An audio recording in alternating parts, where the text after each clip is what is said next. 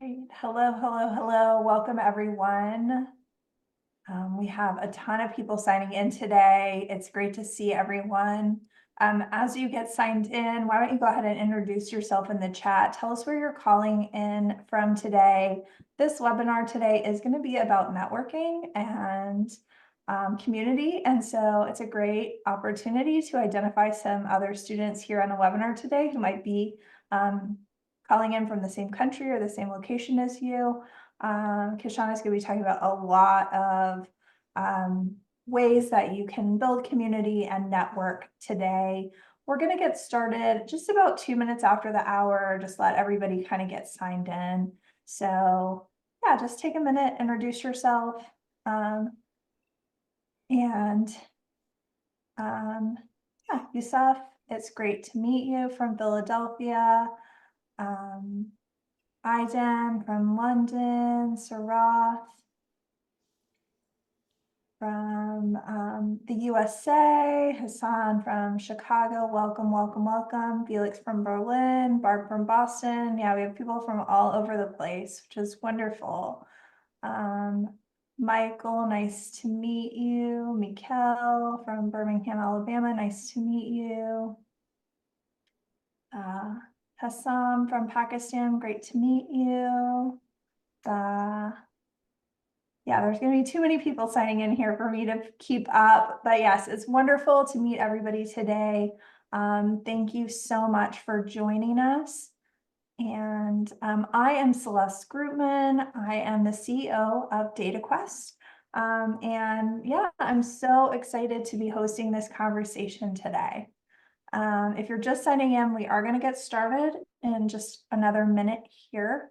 And we're just having everybody sign in right now. Let us know where they're signing in from. This webinar today is all about networking and community. This is a great opportunity to kind of go through the feed, say hello to somebody who is calling in from the same location as you. Yeah, I think we are now here at 2 minutes after the hour. So we are going to go ahead and get started. So this webinar series has been all about helping you get started in the data field. We have in these 5 sessions been covering everything you need to know to get an ACE interview. And this is actually our last session in this 5-session webinar series. If you're just signing in for the first time, don't worry. We are going to send out a recording of this webinar after the webinar, and we'll have links provided to all the other sessions as well. So you'll be able to access all of these other great sessions and make sure that you get all of this content. We've gotten tremendous feedback from our student community about the content that Kishawna has shared with us over these last 5 weeks. So our goal here with these webinars is to not only give you the skills and insights, but also connect you with a lot of other students who are on your same journey. And so that's our hope by the end of today's webinar is that you feel really, really comfortable going out and starting to network, starting to build community, starting to share your resume, and starting to have the confidence that you need to take the next steps with your career. So let me go ahead and introduce our speaker today, Kishawna Peck. Kishawna is the founder and CEO of Womnx in data science, and she's a powerful advocate for anyone who wants to start a career in data. She's over 10 years of experience leading data teams, and she's shaped strategies across nonprofits, fintech, and advertising. She's a true leader in the data field. She is the founder of Canada's first conference for women in data science, and she's grown a thriving community of over 4,000 members. So she's really uniquely positioned to be leading this session today. She's also an established speaker and thought leader, and she's known for her work in AI and data literacy. She's recognized and featured in the Globe and Mail, Breakfast Television, CP24, and many other prominent media outlets. She brings a wealth of experience, insight, and passion to her work, and that makes her the perfect mentor for our Data Career Masterclass Series. So Kishawna, welcome, and thank you so much for being here this week and all of the weeks before. It's just been incredible learning from you these past few weeks. Thanks so much for having me. I'm actually a little sad that this is our last session. Um, but thank you all for being patient with me last week. I know that I was sick and I'm at like the tail end of my sickness, so hopefully we don't have the same coughing fits that we had. But I do have my water right beside me. So from the last session, we did have the enhanced LLM interviewer prompt because we were going through interviews. So if you need that resource, you can check from the webinar before. The emails would have been sent out by now. What we're going to be focusing on is networking and community building in data science, which I'm really excited to talk about. So we do have our first poll, which is what unique perspective or skill could you bring into a data community? So that poll will launch, and then I can read out the different options for you.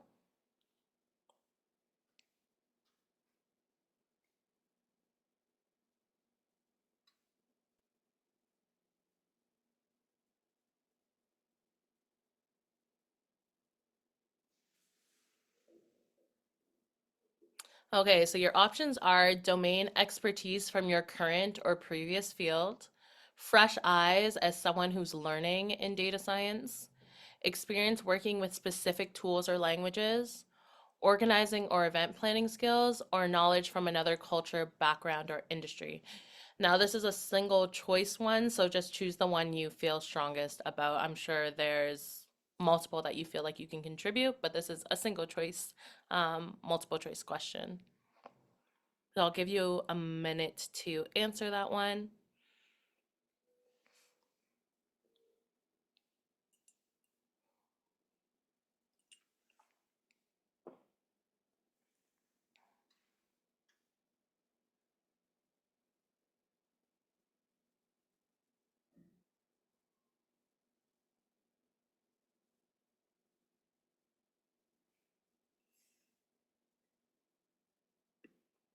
And I wanted to start off with this question so that you can identify that you do have value to contribute to these communities.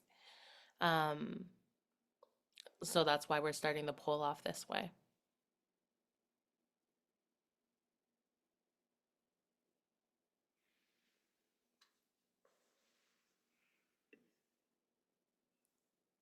Okay, I'm still seeing the question, so I'm not seeing it update with results yet.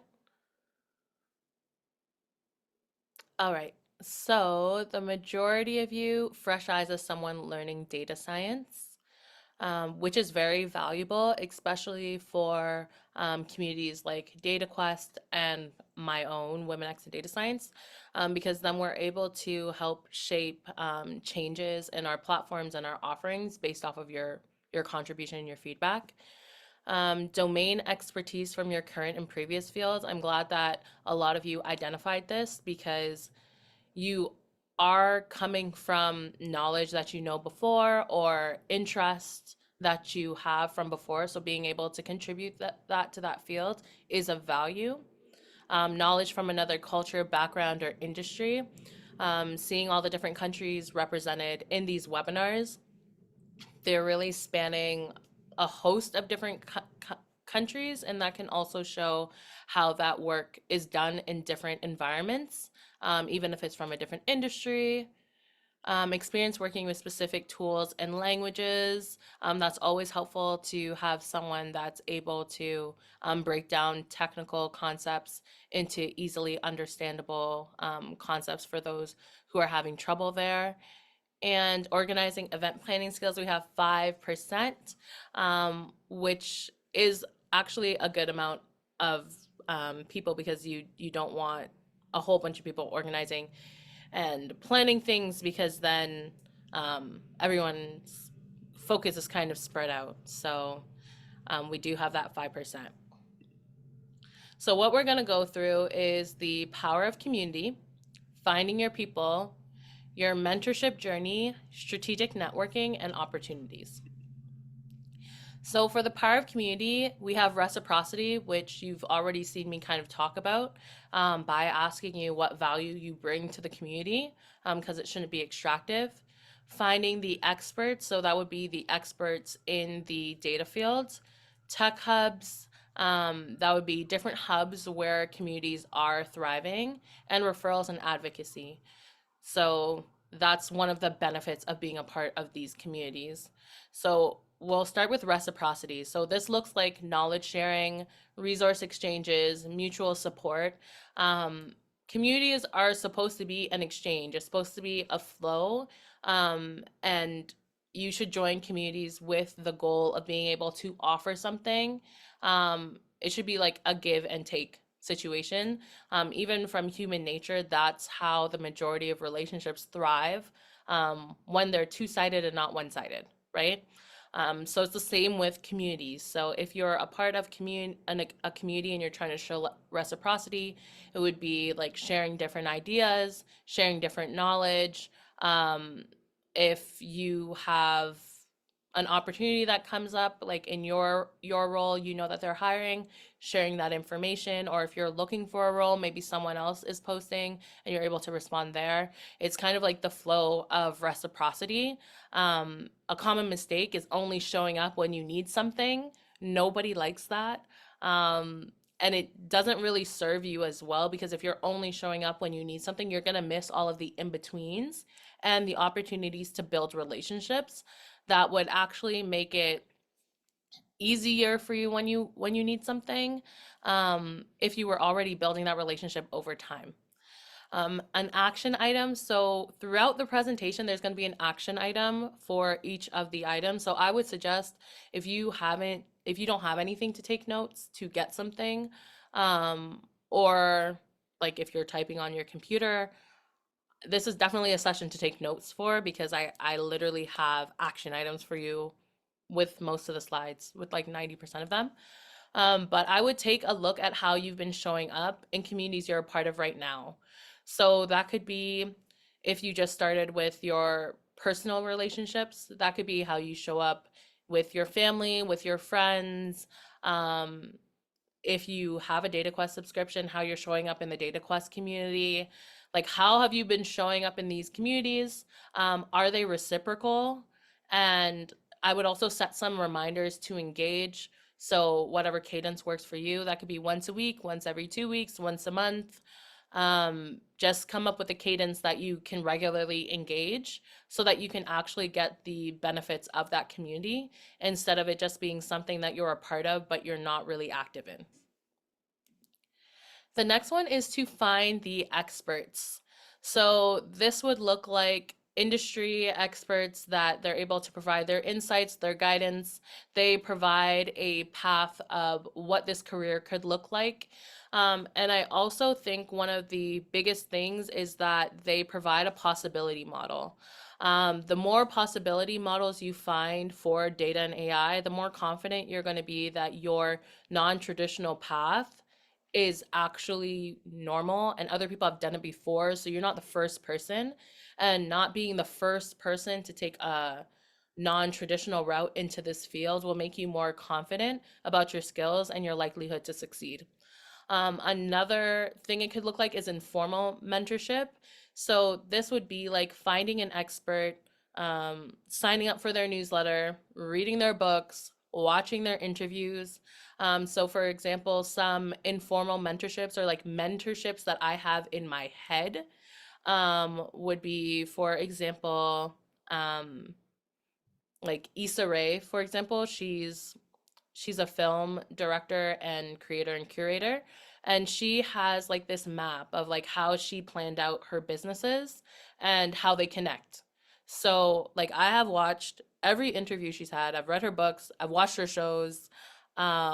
Like I am a fan but also a student, so I'm able to apply what I've learned from like her public domain um things, without being like, hey, can you mentor me?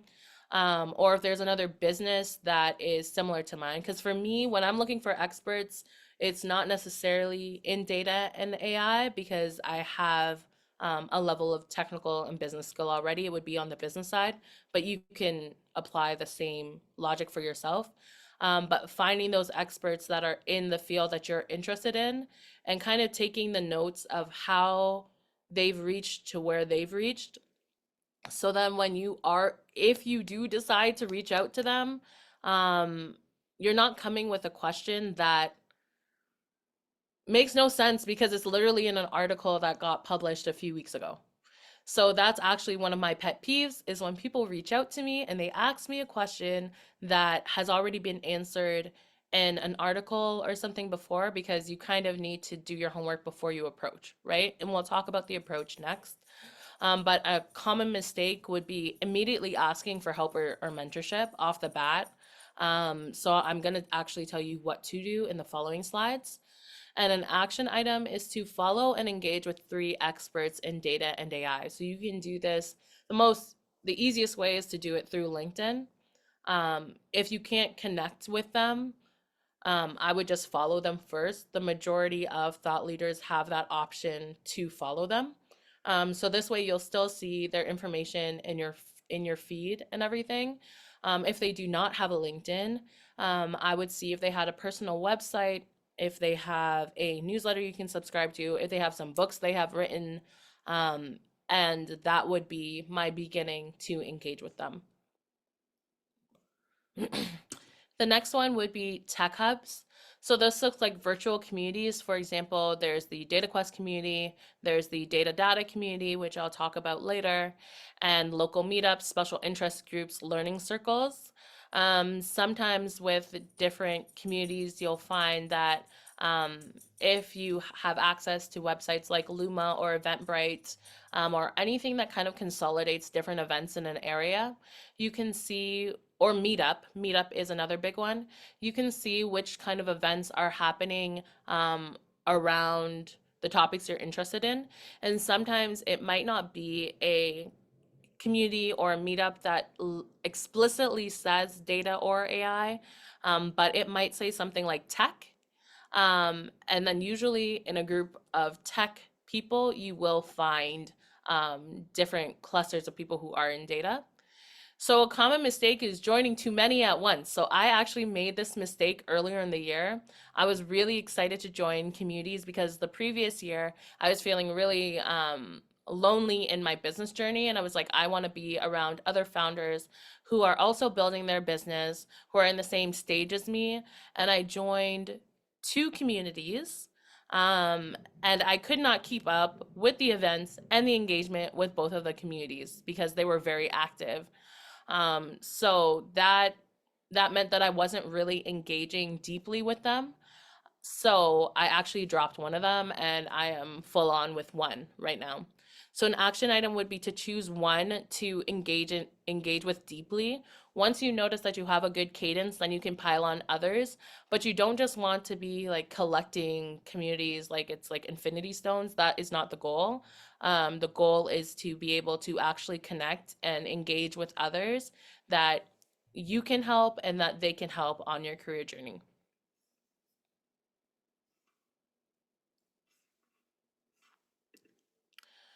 The next one is referrals and advocacy. So this is internal recommendations, opportunity sharing, reputation building, visibility beyond your network.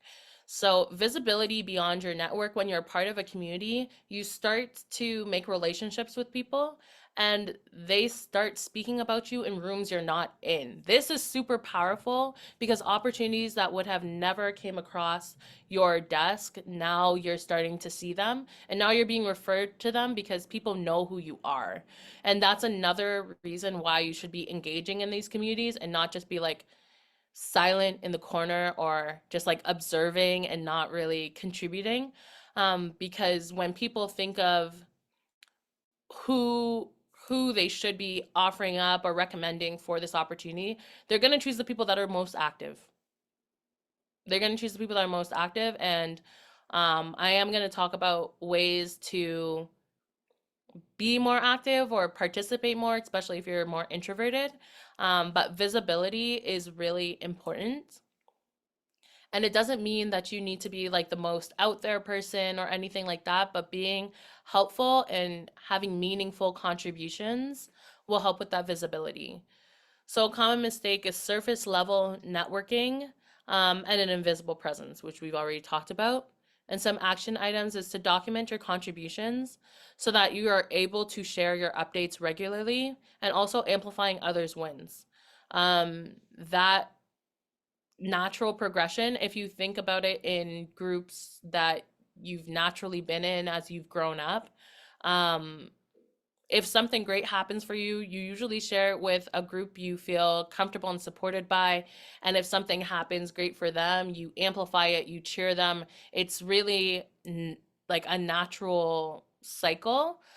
So you'd be doing the same thing, but probably with people that you don't necessarily know as deeply as your personal social network.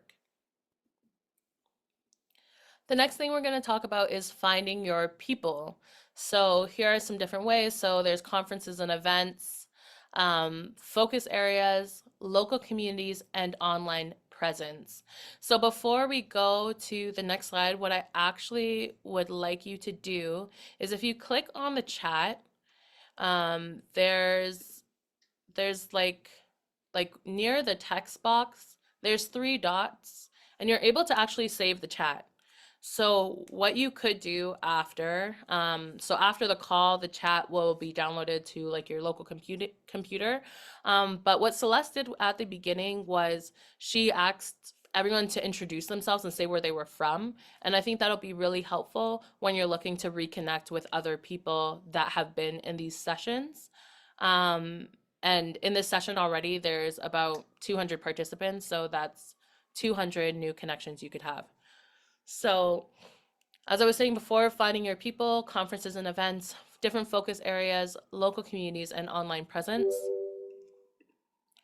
So with conferences and events, they could be virtual, they could be in person, they could be workshops, they could be hackathons, they could be industry meetups. You actually have a lot of variety here, and a lot of different formats, especially since post-pandemic, there has been an increase of virtual events, right? So if you are in an area where they don't really have a tech hub or a tech community, look for virtual events. Some common mistakes are attending without a connection strategy. And this has happened to me. I have attended events for events' sake, and as an introvert, it's kind of like I don't know why I'm there. Um, and not strategy in the terms of like, oh, like I'm going there to talk about my business or things like that. Your strategy could just be like, oh, I want to connect with three people that are interested in this tool or this space. Um, if you have like even some form of strategy, it'll help the process be better. Even if it's like, oh, I want to go to this event because, or this event, this webinar series. So you probably want to come to this webinar series because you want to get a job in data. So you're going to come, you're going to listen, you're going to take notes. You're going to take the action items that I give you, you're going to do them. The homework and resources I gave you before, you're going to use them. So that would be like a strategy there. And an action item would be signing up for one upcoming event and preparing your introduction. So being able to explain who you are, what you're interested in a sentence would be your introduction. So, for example, my name's Kishawna Peck. I'm the CEO of Womnx in data science. We build data and AI literacy programs, as well as help with the recruitment and retention of women in data roles. And we have programs to help influence inclusive innovation in AI. That is a sentence. That is my sentence that I have said so many times that it is basically ingrained in my brain. So usually people call that an elevator pitch. So you can come up with what your pitch would be when you're approached by someone to make sure that you're not just saying, hey, my name is Jane, and then it goes crickets. Like by you having an elevator pitch, it gives enough information for someone to ask more questions. And also for them to see maybe the connections that you two may have, or if there's someone else they want to introduce you to. So focus areas. So this looks like groups that have specific focuses. So for example, data visualization groups. So I know that Tableau, for example, has a user group that meets up in different cities. ML or AI communities. So here we have like the Toronto Machine Learning Summit. And there's other AI communities like Women in AI, domain specific networks. So if you were interested in like data and supply chain, like there is networks specifically for that, and industry verticals. So if you were in beauty, you could go into events that are beauty focused. Or if you were interested in construction, you could go into ones that are construction focused and then try to find the niche or people who are speaking about data within that. Some common mistakes is not aligning with your goals and interests and just going to anything that you think is interesting. I feel like, on one hand, yes, you should be joining groups that you're interested in, um, but you need to identify that you are deeply interested in them enough to actually engage with these communities, like we've talked about before. So, one of the action items is to list your top 3 focus areas and find matching communities. So if you even want to put in some of your focus areas in the chat now, then for others who have decided to save the chat, they can connect with you if they're also interested in that thing. And maybe you both can help find a community together. So local community, so sometimes there's academic groups with the different educational institutions, city-specific tech groups, professional organizations, cultural tech groups. So these would be ones that you would be able to go in person to their events and their programs. This allows you to have strong networks in the location that you are, which might be helpful if you are looking for a role in that area, um, or if you're looking to expand your professional presence there. A common mistake would be overlooking non-traditional venues. So sometimes with the local community events, you won't find them on like an Eventbrite or Luma or Meetup. Sometimes it would be like someone posting a LinkedIn post saying, "Hey, I'm interested in this thing. Does anyone want to meet up?" So that might be like a non-traditional way of you learning about an event. And an action item would be to research local groups, even if it's not strictly in data science, maybe it's in tech broadly, but to see if there's any groups that make sense for you. For those in the chat, if you know of some local groups that others should know about, you can add them to the chat. And like before, you'll be able to have that information once the conversation is over. Online presence. So the main 2 ways that I know work best, and I would say the number one way is LinkedIn. So that's why you need to make sure your LinkedIn is optimized. It speaks clearly about the skills that you have in the industry that you want to grow within. GitHub, we spoke about it before, but also like having that presence as well so people can interact with your work. If you want to take it a step further and have your own technical blog where you write about the different things that you're interested in, you could do that. And then there are community forums. So, for example, DataQuest has a community forum where people are answering questions, where people are contributing. There's that available as well. So a common mistake would be static profiles with no engagement. Sometimes I see this with some of the clients that we coach, that they do have a LinkedIn profile, but they haven't liked, posted, engaged with anything in like over a year. I'm not saying you need to be on LinkedIn every day, but even if you go on it once a month and you like and contribute and post, that would be great. Because just having it there, it doesn't really speak to the value that you have. And also just not optimizing your profile. So like LinkedIn has a section where you could feature articles that you've written or feature posts that you've written. And it's kind of like a showcase of you before people get to actually connect and speak with you.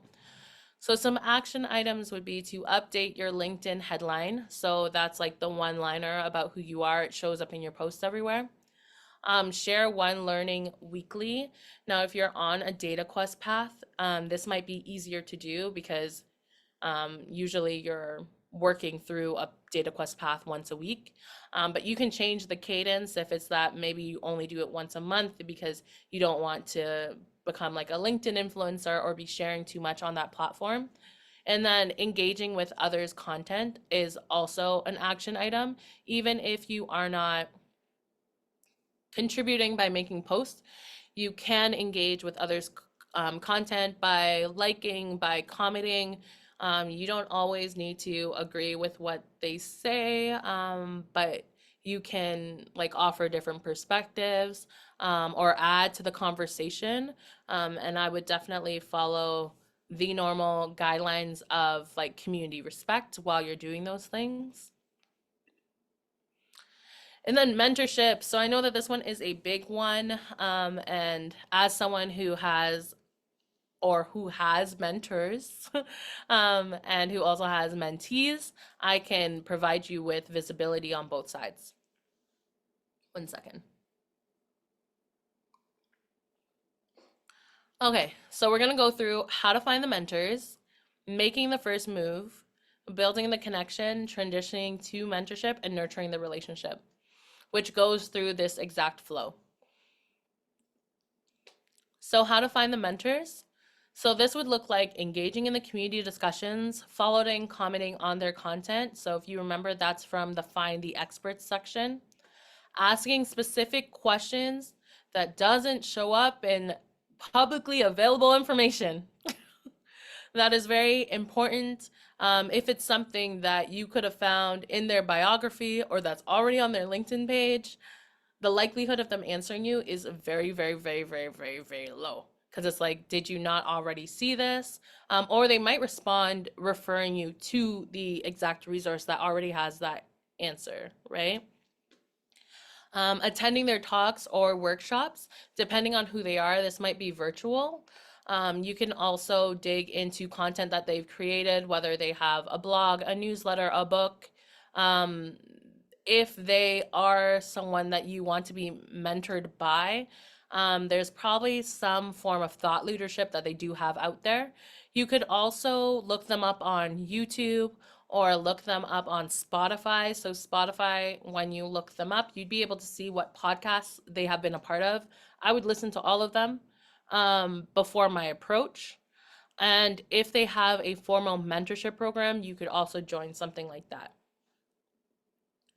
So, some common mistakes is asking, can you be my mentor? First of all, when I get asked that question, it's just like, we don't know each other.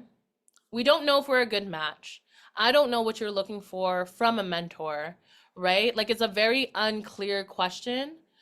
Even though it is direct, it's unclear of what the responsibility would be on both ends there. And there's not really like an agreement of what it looks like. Asking questions that the answers are in their work. So we've discussed this already. Do your research before, and assuming they have capacity to do it for free. So if they do have capacity to do it for free, they might have like a smaller time than you're used to meeting with someone. So they might be able to provide you with 15 minutes, literal 15 minutes virtually for a coffee chat. Or they might be able to provide you with 30 minutes. You shouldn't assume that they have capacity to do it for free. This is where your research comes in, to see if they have any formal programs, because they might just redirect you there. But also, even if they do it for free and you're meeting in person, for example, for a coffee chat, you should be buying the coffee. You should be buying coffee just as like a token of appreciation for picking their brain, right? An action item would be to create a mentorship wish list of skills you want to learn and then identifying who has them. So, what this does is in this journey throughout, we center you, right? We're trying to figure out what you want, where you want to go. So, creating the wish list brings it back to yourself, because you don't just want to be reaching out to different people because you think they're cool and their work is cool, and at the end of the day it doesn't align with what you are actually interested in. And zeroing on the skills, the competencies, and how you want your career to look will help you better identify mentors that actually match that, because you're looking for possibility models that match the life and the career that you're trying to grow. So making the first move.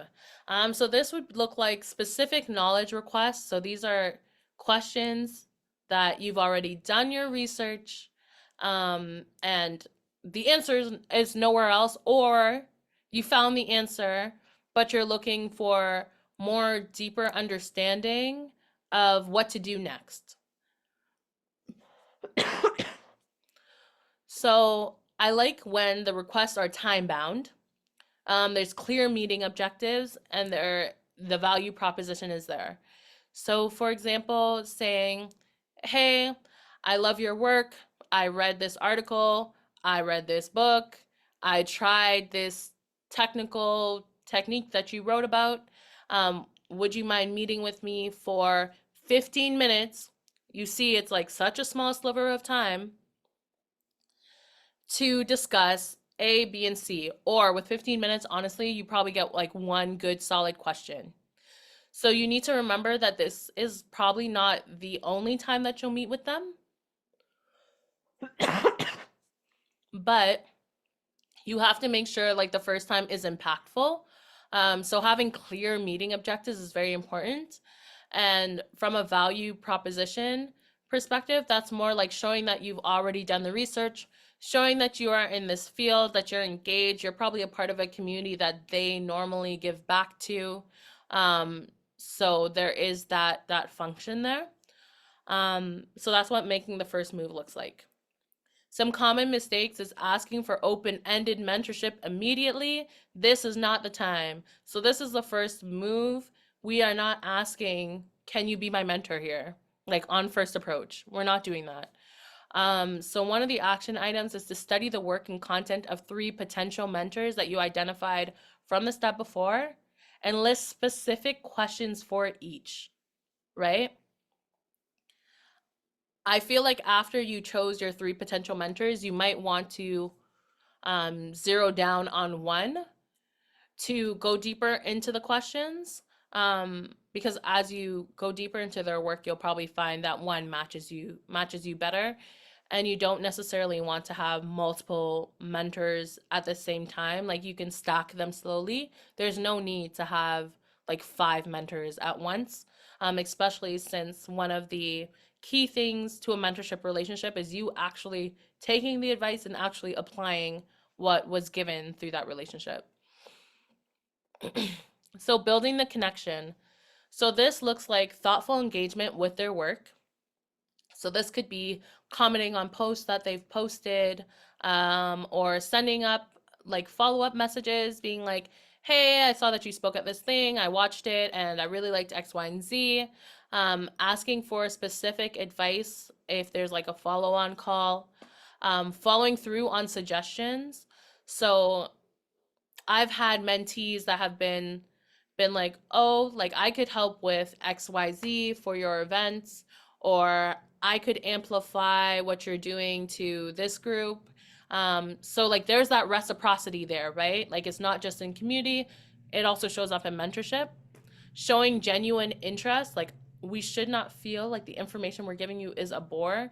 And the genuine interest part would come from the fact that you've done your research and you're interested in this field, which you identified from the self work you did before. And adding value where possible is natural, and we spoke about that already. Some common mistakes is rushing to formalize the relationship. You are building the connection. And some action items would be to pick a technical blog post or project from your potential mentor and implement their approach, and then share your results with them. So this shows that it doesn't have to be a technical blog post, but because I am speaking to people who are looking to be in data and AI, like the technical part makes sense. But even if you were speaking with someone who maybe they talk about networking a lot, and one of the tips they gave, so for example, one of my tips, which I'll put, which is later on in the slides, is I always wear brightly colored clothes to events. I'm a bit introverted, and wearing bright colors actually draws people to talk to me first in times when I feel a little anxious there.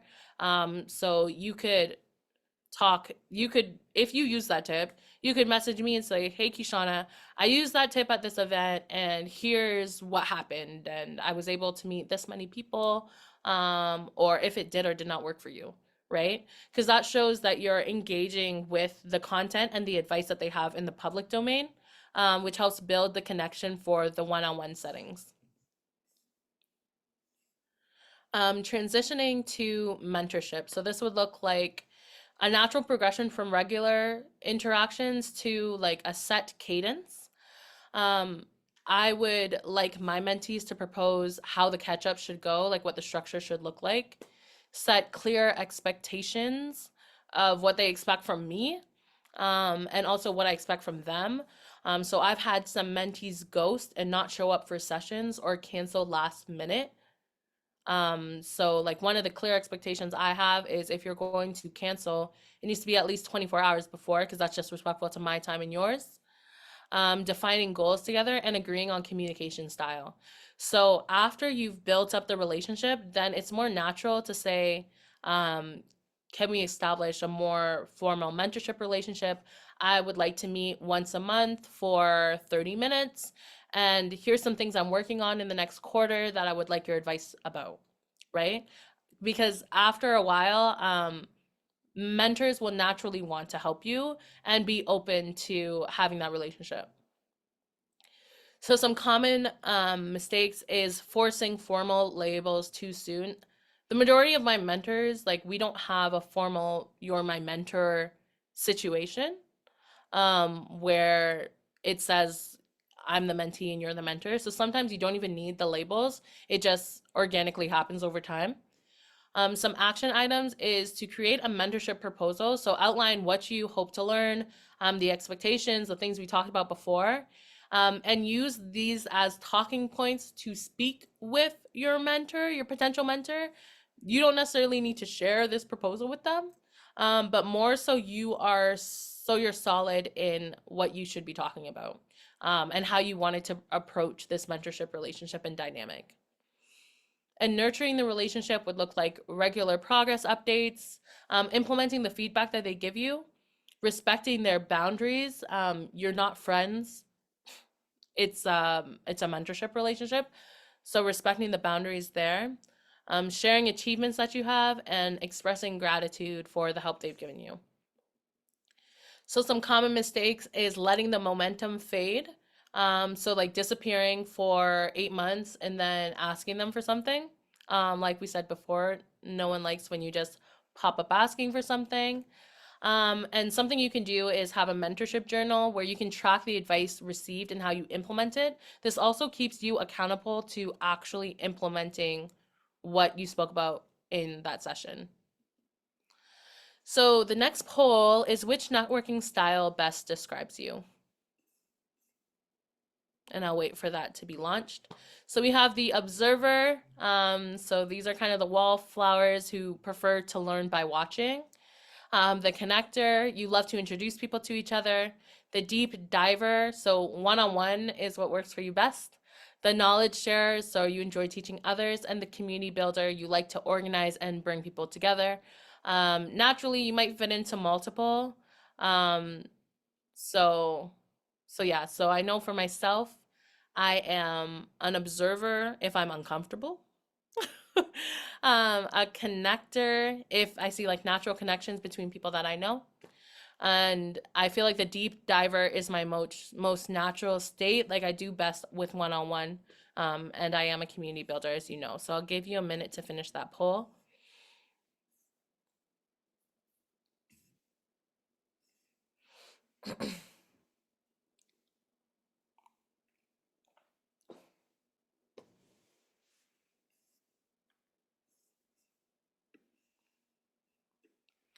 Okay, can I have the results, please?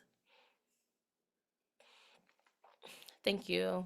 Okay, so the observer is the majority of you. You prefer to learn by watching first. Then the deep divers, followed by the knowledge sharers, and then the connectors, and then the community builders.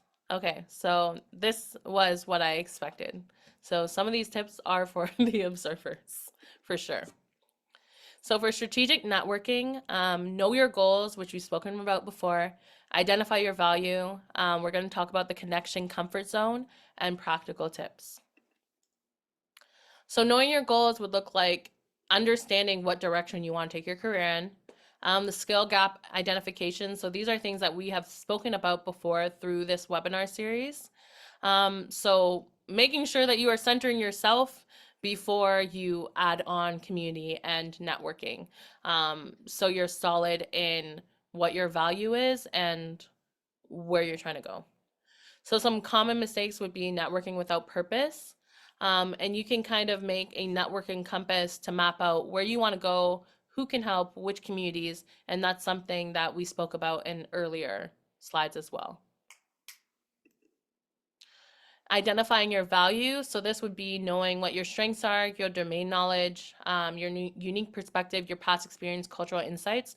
So we've talked about this before, and this lets you know what you can contribute to the conversation in a networking situation, in a community situation.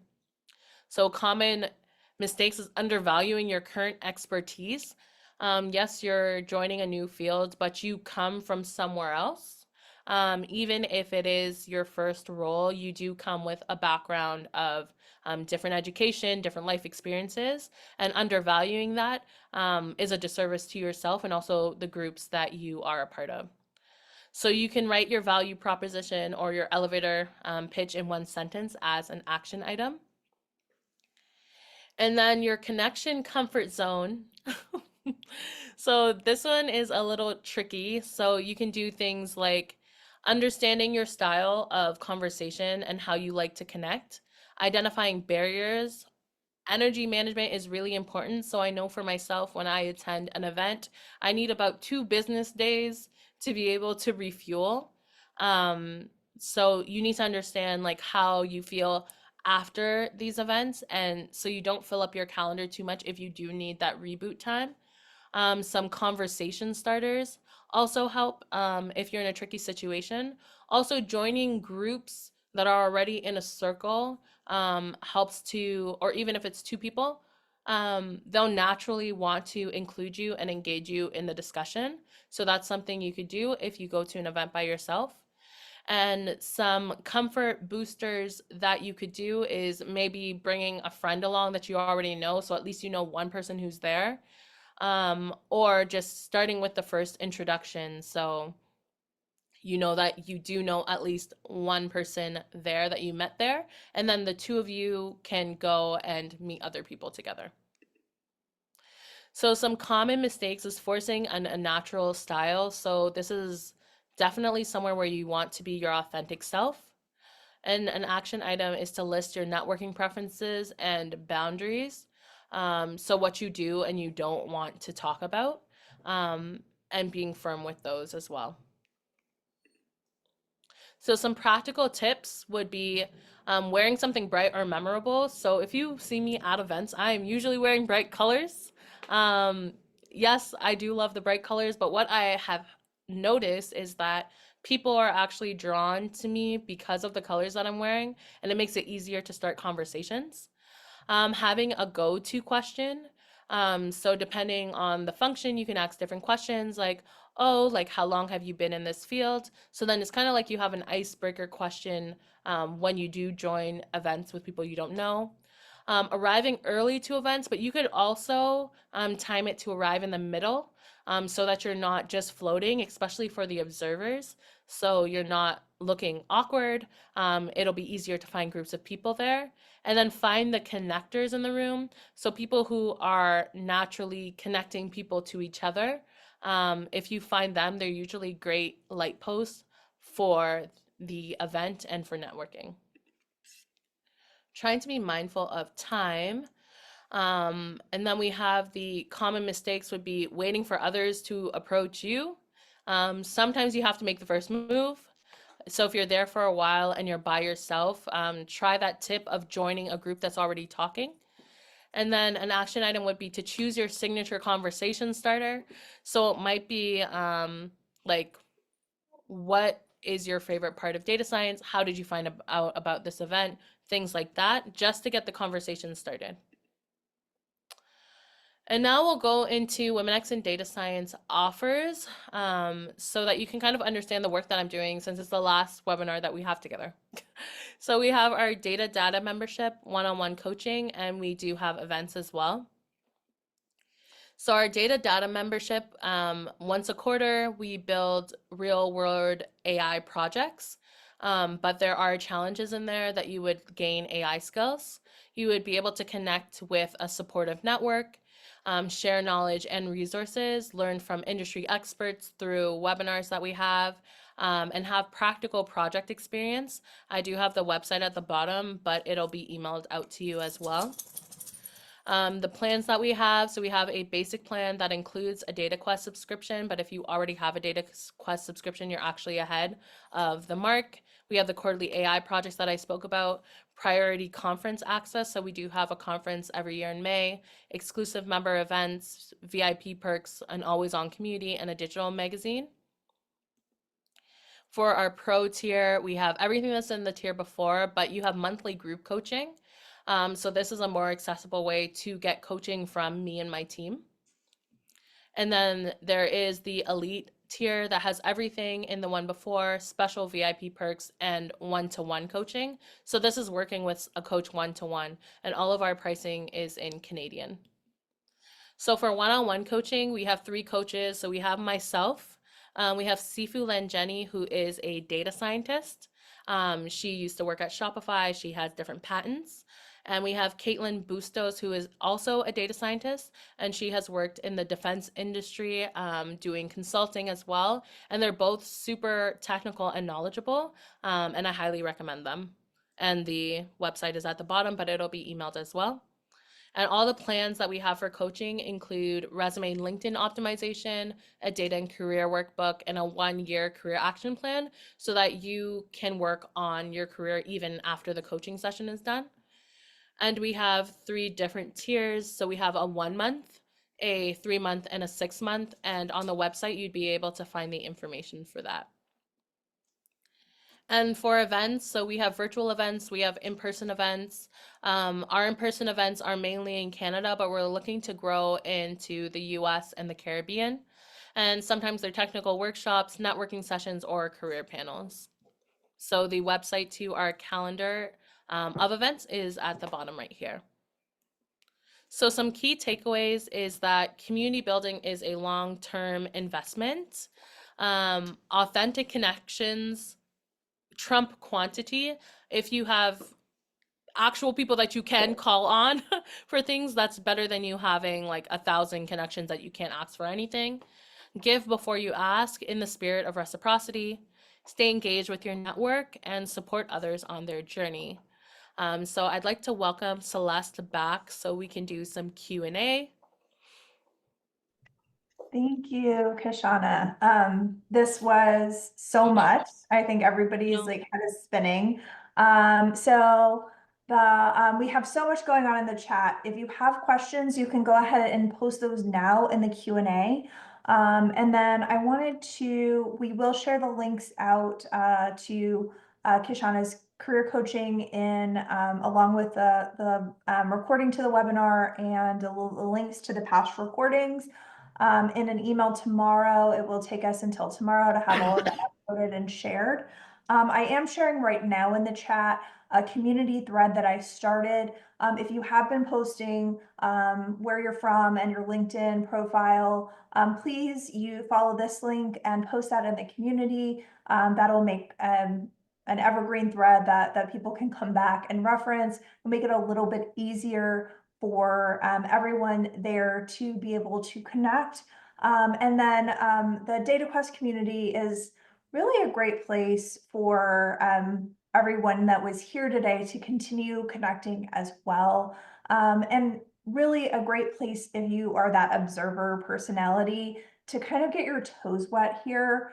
So for those students who actually use the community, they will tell you that the DataQuest community is the best thing that has ever happened to their career, but only about 5% of our students use the community. So it is the underused golden resource of DataQuest. So I urge everyone to take the first step. I'm seeing everyone. I have a module that tells me this is the first time this person has posted in the community. So those of you who are now coming in and sharing, I'm seeing everyone. This is your first time posting in the community, which is wonderful. Welcome to our community. It's great to have you.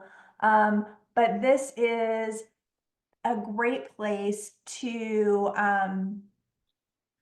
start to kind of connect and start to talk about some of the skills that you're learning and meet some other folks. And so the best way, the easiest way to get started in the community is to, when you do your first project, go ahead and share it in the community. There are links in the projects that will take you right to the place to share it in the community. And there's instructions to do that in our help center, or you can email us at support and we can help you do that. And our moderators are going to come in and they're going to give you portfolio advice. They're going to give you feedback on your project, and they're going to start connecting you with others. So those moderators in our community, they are the connectors of the DataQuest community, and they're going to start kind of helping you find your way there. So it is the easiest way to get started in the community, and it's a great place to make connections. We have lots and lots of students who ultimately find jobs and get interviews through the community by having shared their portfolios there. So please take advantage of that resource. So that is, and that link is in the thread, and we'll also share that in the email that we send tomorrow. I also saw a note about someone not being able to find the save the chat option. It's beside the smiley face, but I'm not sure if you can't see it because like I can see it. But if you're not able to see it, maybe we can send out the chat after so they're able to see because they have like I see LinkedIn links. I see people saying like what they're interested in, what they're working on. So maybe that's something that you can put in the community after. We will try. We won't post it to the community since this is, we don't know if you want this shared online or not. Oh, What we'll do is we will try to share it with anyone who is on this call only, since you shared that in the chat with people who were on the call. We'll email it out to people who were also on okay. the call. And then if you want to share your information with the broader DataQuest community and with each other, going ahead and posting in that community link is a great place to do it. Um, so so we talked about when to get the recordings. That's going to be tomorrow. We have a question here. How do you maintain consistency in learning a new skill like data engineering? So this is a little bit off topic here, but I think it's a great question, Kishawna. Do you have some advice for maintaining consistency? Especially, I think you mentioned something interesting, like after networking, you need that reboot time. Everybody's really busy in life, and we have all kinds of stressors that get in the way of our learning. I would say it is in the way that you set up your week. So what I do is every Saturday I plan my week and my schedule, and if there's something that's a priority for me, I try to find the space that it's in. And I book it as if it's a meeting with myself so that I'm committed to that time. Also in the data membership, every Saturday we have a do the thing Saturday. So it's like a 2 hour Pomodoro led session where you literally do the thing that you have been procrastinating on, which might be doing your data quest work. So we have that set up. And then, like, we also have programs like 100 Days of Code, where it's like you're doing it in community. But I would say if you're not a part of any of those, even with because you already have data quests, like there's a community there, so there's other learners who are actively learning. So maybe if you could find someone in there that's doing a path that also wants to be consistent, maybe that would make it easier. Absolutely, an accountability partner can be really, really helpful. And I really like that. What is the next thing I'm going to do? If you start thinking about the end of the goal, and that goal is a really long way away, like learning to become a data engineer, it can be really easy to put off starting, and making that progress can feel really daunting. But if you set a weekly goal or a daily goal and just carve off that 10 minutes and get that thing done, um, before you know it, 3 months down the road, you're going to have made a lot of progress and you're going to have that momentum building. I did have somebody, I think just ask a little bit about, there are men here, and this user is asking that is this for women only, or is this for men? So this webinar series specifically is for everyone who is part of the Data Quest community, and all of the content that Kishawna has prepared and shared is really applicable to anyone. Kishawna, you have really dedicated your career to really helping women in underrepresented groups start data jobs. Do you want to talk a little bit about sort of who you serve and who's welcome at your events? So we serve women, usually diverse women or women with different intersectionalities. We always have men show up to our events. They are welcomed. I have men that I career coach now. So like our offerings aren't closed off to anyone. But like the way that we design the programs and the events is to make sure that like women are centered. So, for example, as a man who attends the events, like you'll probably learn more about like some of the barriers that are involved, or even just hearing from different thought leaders that are women in this space, right? So I feel like we are open to everyone, but like our main audience are women. Perfect. Thank you so much for clarifying that. And I think we are right at time here. Kishawna, I know this is our final webinar here. We've talked about maybe picking this back up next year and doing some more sessions. So I hope that we are able to reconnect in 2025. So everybody look out for those webinar invites. Kishawna coming back to do some more sessions with us. Look out for those links to the coaching if that's something you're interested in reaching out to Kishawna directly about. Yeah, we'll send out those recordings tomorrow. So do you have any final words for us, Kishawna, before we say goodbye for the year? I would say I feel like you have enough homework to get started. So I would go back through the different sessions and see like what you wanted to focus on, and like take the advice and actually implement it. So I feel like you have enough of a to-do list and some direction until I hopefully join you again.